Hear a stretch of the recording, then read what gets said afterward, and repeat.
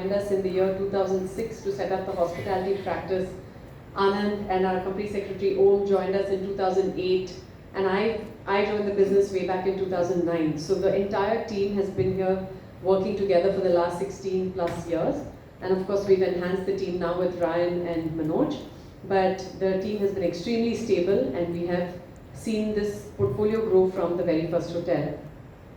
Personally, I have always been interested in the hospitality sector because even as a child, every time we visited hotels, our family would dissect the good aspects of the hotel and what could have been better. And so from early days, we've always been interested in this asset class. During college, as chairman mentioned, I was very keen to do very hands-on internships at the Leela Palace in Bangalore, which was in sales and marketing and front office, and the Four Seasons in Singapore, which was in finance and housekeeping, which of course entailed making of beds, cleaning overflowing toilets, and even clearing the trash in hotel rooms. However, once I started working with Ernst & Young in New York, I had the chance to work on one of the largest leverage buyouts in the US of a hospitality gaming company, and decided to take evening classes at NYU's Continuing School of Education out of my interest for hospitality. I really enjoyed those despite the long hours of working during the day and studying in the evening, and that made me pursue my master's in hospitality from Cornell before coming back to India in 2009 to grow the hospitality vertical with Brigade.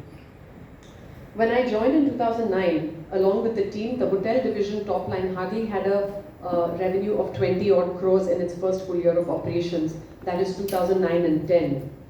Fast forward 15 years, our top line has grown by approximately 23 times now, and despite the tough cycles that we have seen over the years and the kind of capital that hotels requires and a lot of patient capital, we created a portfolio of hotels, making us the second largest owners of hotel owners in South India and the fourth largest when it comes to operating keys as of March 31st, 2025. Post-COVID, market dynamics have greatly changed, making hospitality a very sought-after asset class with tremendous growth potential. We plan to build in the next few years what we built in the last 16. To be specific, we plan to launch 5 hotels by the year 29. Additionally, we have entered into definitive agreements for 1 hotel, signed 2 non-binding MOUs with another 2 hotels under various brands of Marriott as well. We have also acquired land parcels, 1 land parcel in Tumkur Road, and we do look for opportunistic acquisitions, which we intend to allocate from the IPO proceeds. It's been exciting to witness the metamorphosis that the Indian hospitality sector has gone through, and it is our honor and privilege to contribute to the business and tourism sector of our great country. We are ready and confident for this next growth phase. Allow me now to take you through a presentation which gives you an overview of the portfolio and its plans. So as I mentioned, this is our team. Sorry. Yeah, we have the team sitting here, which has been introduced already. From Brigade's perspective, as I mentioned, the first full year of hotel operations began in 2009. We have been fairly brand agnostic and sector agnostic when it comes to hospitality, because we believe that we should build a hotel based on the micro market it operates. So if it demands a mid-scale or an upper upscale hotel, we will do that. If it demands a 5-star luxury deluxe hotel, we will build that. We have also partnered with global operators because we believe in their distribution network. They have a global distribution network that reaches out to customers across the globe. And since we have nearly 40+% of our business coming from international customers, this helps. They also have the ability to attract people within the industry because of their international opportunities that they present. So if you look at the current portfolio, the ones where we have put in the pictures, those are the operating hotels that we have. So currently we have 2 operating hotels with Marriott, 4 with Accor, 3 with IHG.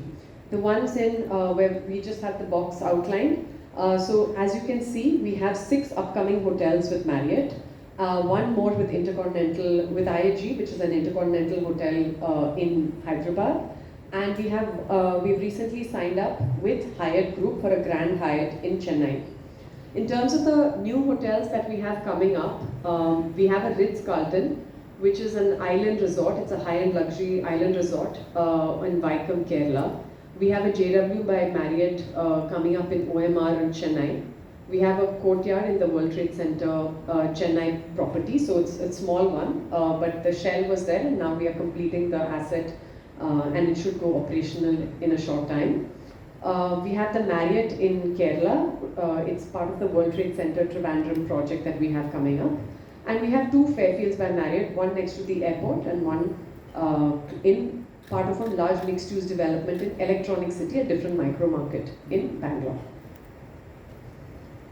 In terms of our operations, you'll see that most of our hotels are based out of South India. Of course, we have one hotel in GIFT City, Gujarat, but primarily our parent company is also, the key markets for our parent company is also Bangalore, Chennai, Hyderabad and Kochi. So our hotels currently operate from those markets, but going forward, we are adding a couple of more new cities to our portfolio.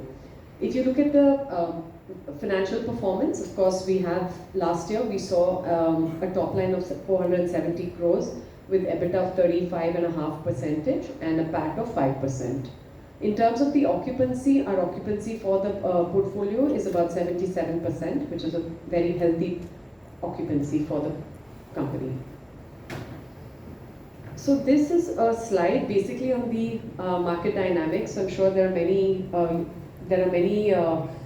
news items on how the Indian tourism sector has grown. But basically, if you look at it, if you look at the supply and demand dynamics, basically India is slated to grow at 10.9% from a demand perspective over the next 5 years. And from a supply perspective, the incoming supply is slated to grow at 9%. So there's a difference of almost 2% in terms of demand and supply, and hence we believe demand will continue to be extremely strong. In terms of tourism, I think this is where the major change has come post-COVID, where demand from domestic demand, be it business or leisure, has greatly increased, and that is why you're seeing the leisure market grow extremely strong as well as the business market.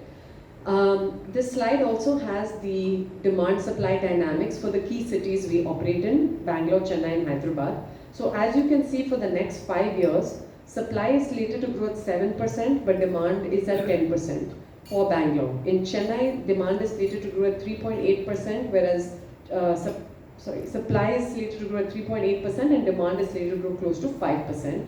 And in Hyderabad as well, supply is slated to grow at 4.8% and demand at 8%. So the supply-demand dynamics are extremely strong.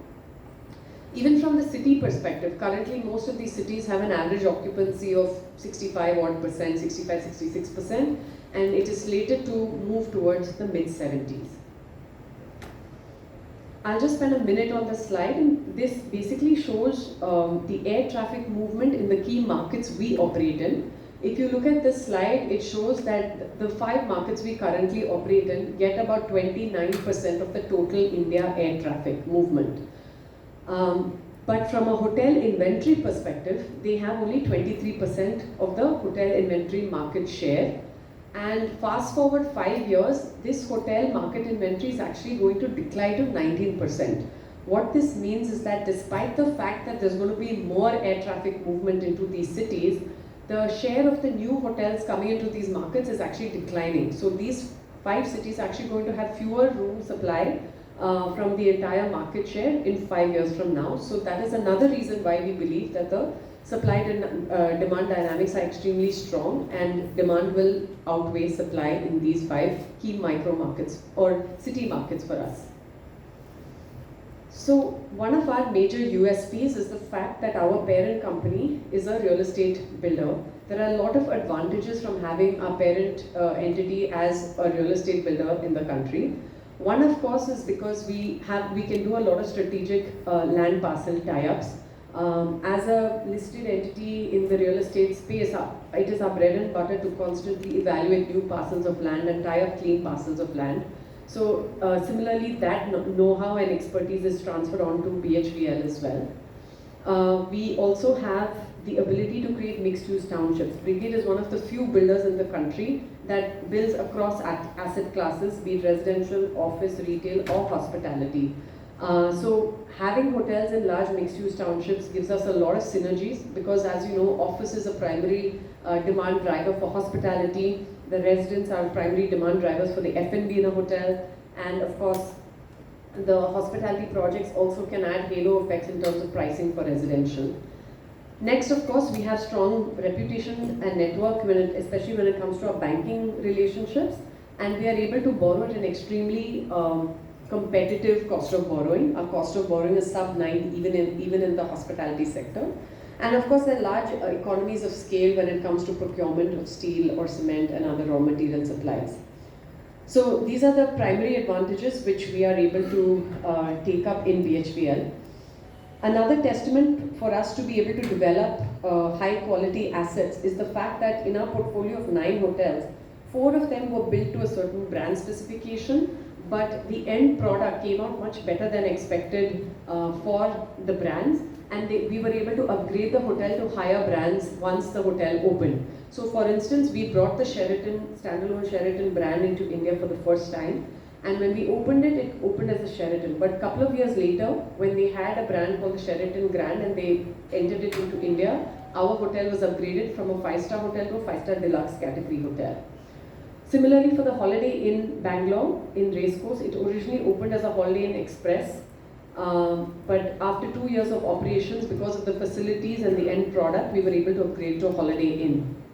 Again, for Grand Mercure, we were the first to bring Grand Mercure into India, and we opened with, our first hotel was a Mercure hotel, but when the global CEO came to for the launch, he said this is a Grand Mercure, not a Mercure, and we were able to upgrade the brand. So like that, even in GIFT City, we start off with an Ibis Styles, but eventually it landed up being a 5-star Grand Mercure hotel. So this is one of our ways in which we know how to, where to spend the funds to ensure that the product comes out a lot better than envisaged. So the key demand drivers for hospitality is typically CBDs or mixed-use developments, which I already mentioned, large IT hubs, could be leisure and could be airports. All of our hotels are situated very strategically, either in a CBD location or as part of a larger mixed use, or next to large IT hubs, or in specific leisure markets, strong leisure markets, or next to an airport. So the important aspect of location is something that we pay very close attention to. Also, when you see the efficiencies of a hotel, we see that the maximum operating efficiencies come once the hotel is at least 125 odd keys. And all of our hotels are above 125 keys in order to maximize on the operating efficiencies. Except for one new hotel, which a high-end luxury resort, rest all are all above 125 keys. Couple of points on operating efficiencies. We have an asset management team that ensures that while we own the property, our job is to also asset manage it while we give away the operations, day-to-day operations to the international guys. In terms of staff to room ratio, our current staff to room ratio, despite having a portfolio of mostly 5-star hotels, it is only 0.74. So that means for every 100 rooms that we have only 74 employees working on the hotel. So it's a very efficient way to utilize our human resources. And even from an energy consumption perspective, our energy cost, which is one of the highest line items from an expense perspective in hotels, is only 6%. All our hotels are EDGE certified. That means they're all green hotels, and we use a lot of green energy, be it solar or wind, to operate our hotels. So this is our board of directors. These are our independent directors. Of course, you must be well familiar with Mr. Nakul Anand, former ITC executive director. Ms. Jyoti Shenoy was she used to be the CEO of Taj Luxury Division. Mr. Biju Kurian was formerly with Titan Company and then Reliance Retail. And of course, Mr. Anup Shah is a well-known lawyer based out of Bangalore. Our senior management team, we've already mentioned a couple of names. But even our head of projects or head of engineering, Mr. Arindam Mukherjee, has been with the company since 2009. And like I said, it's been a very stable team. And our Kanksha company secretary has been with us for the last 5 years.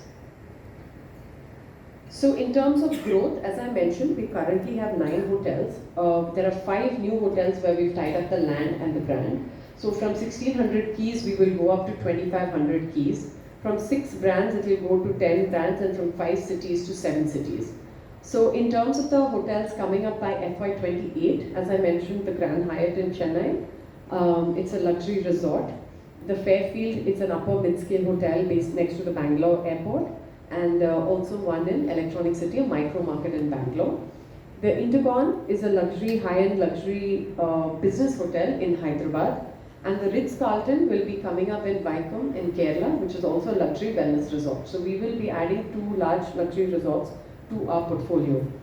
Apart from that, we have tied up the brands for these particular, for 3 more hotels. One will come in OMR in Chennai. One will come in our World Trade Center Chennai project, which I mentioned. The shell was constructed prior to COVID, and we'll be completing the fit-outs in the coming year. And we also have a hotel coming up next to the World Trade Center in Trivandrum. So Brigade also has the licenses for the World Trade Centers in the southern capital cities, and hence we like to place hotels next to our large commercial developments. In addition, recently we also procured a land next to Bangalore International Convention Center on Tumkur Road, so where we do have plans to develop a hotel. The exact keys and brand has not yet been finalized. This is how our portfolio has performed. One is the index for the market. So if you look at the slide, our Bangalore hotels have performed significantly above the market. The green bar shows the occupancy, so 20% above the market when it comes to occupancy, and 16% above the market when it comes to RevPAR. And if you look at our Chennai property, while we have majorly 1 hotel there currently, it is a market where we do plan to expand, and 3 more hotels. So there as well, our existing property is at a 1.4 RevPAR compared to the market, which is at 1. So extremely happy with the performance of those hotels. The CAGR in the last 2 years from 23 to 25 has been at around 15.5–16%. EBITDA has grown from 32 to 35.5%. And the return on adjusted capital employed has grown to 16% from 9.5%. As mentioned earlier, one of the major objects of the IPO is to repay all our institutional debt. So we will be repaying about 468 crores of institutional debt. The balance amount is a net borrowing of around 120 crores from the parent entity.